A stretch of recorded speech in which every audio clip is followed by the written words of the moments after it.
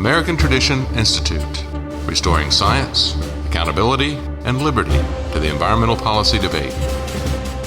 I think they're looking for an excuse to justify regulation. And towards that end, they're breaking every law about human research. You're not supposed to be, you don't treat human beings like guinea pigs, which is essentially what they're doing. The Environmental Protection Agency has been conducting tests, human experiments on folks by piping diesel fumes straight out of a truck through a pipe. They mix it with a little air, and then it goes into a little chamber. You might just call that a gas chamber, because that's what they call it.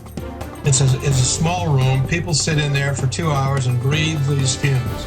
The question is this allowed? Is EPA even authorized to do this? And if they were, did they do it properly? Well, they did not. These people didn't know the risks they're at. Particulate matter or soot causes premature deaths. It doesn't make you sick. It's directly causal to dying sooner than you should. And they get exposures that are above the level allowed by EPA for all the rest of us. And what is most disgusting is that EPA actually sought out subjects more likely to be harmed by this than the normal person. She's obese. She's not healthy. She has a history of health problems. She has a history of heart problems. Okay, and EPA is giving this woman PM 2.5. Particulate matter or soot causes premature deaths. It doesn't make you sick. It's directly causal to dying sooner than you should. Now, how much PM 2.5 did they expose her to? Well, they exposed her to 111 micrograms per cubic meter. The EPA standard, the most you can be exposed to on a daily basis without, your local government violating EPA standards, is 35 micrograms. So they're exposing this woman to 3 times what EPA says is legal. So I filed a Freedom of Information Act with EPA. It struck me as odd that they only reported about this one woman. And in that whole case report, there was no mention that they had tested anybody else. And I find it hard to believe that they would set up this whole experimental apparatus just for this one obese woman. That's not scientific, if nothing else. So I found out that there wasn't one, but there were 41 human subjects. Exposure wasn't limited to 111, which is already 3 times higher than the EPA standard. The highest was 750 micrograms, which is 21 times the EPA 24-hour standard. It's 75 times higher than the average U.S. outdoor level. And the bottom line is Steve was right. EPA was wrong. They're doing something that should never be done, should never have even started.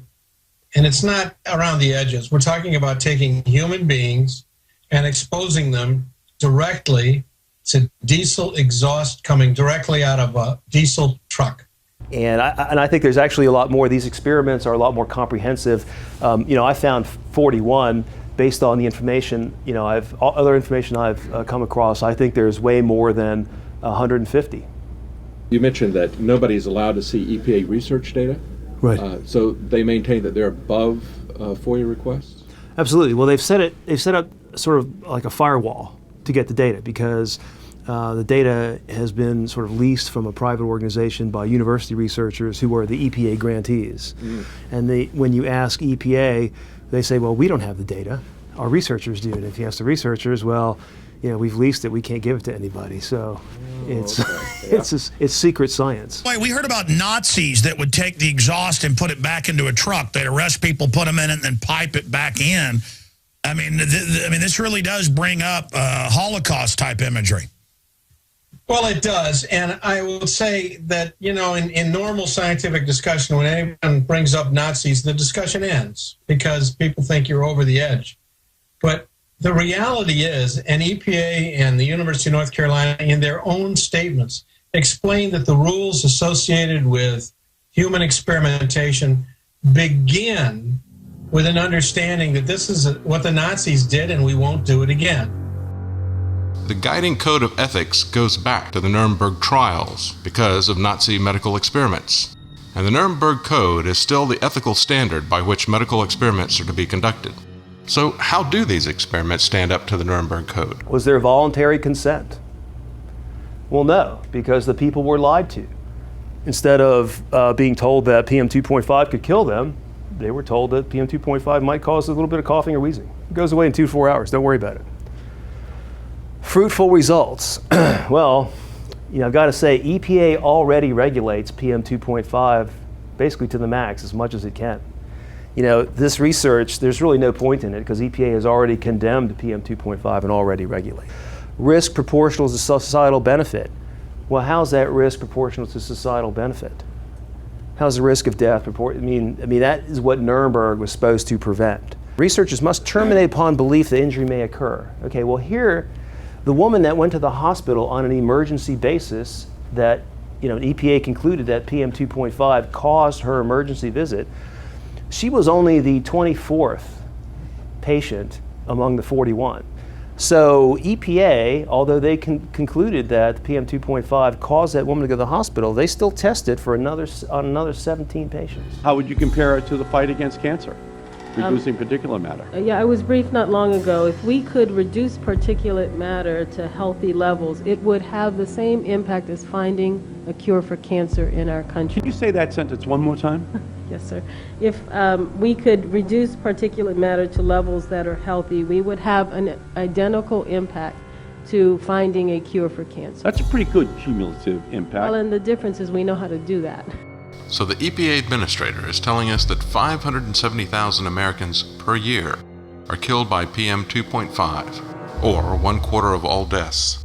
You've got planning dangerous experiments. You've got approving dangerous experiments. You've got lying about dangerous experiments. You've got conducting dangerous experiments. And when you add it all up, it's conspiracy, fraud, and assault and battery. And I have also written to the Orange County DA. Orange County, I guess Chapel Hill's in Orange County, and that's where the district attorney is. So we'll see. There's also civil liability. Okay. File a complaint. We intend to file a temporary restraining order motion by this Friday, which means a week from this Friday, we'll be in front of a judge saying we want this stopped immediately until we can sort out what's going on. Then the things that we're specifically asking for is that this kind of experimentation stop altogether.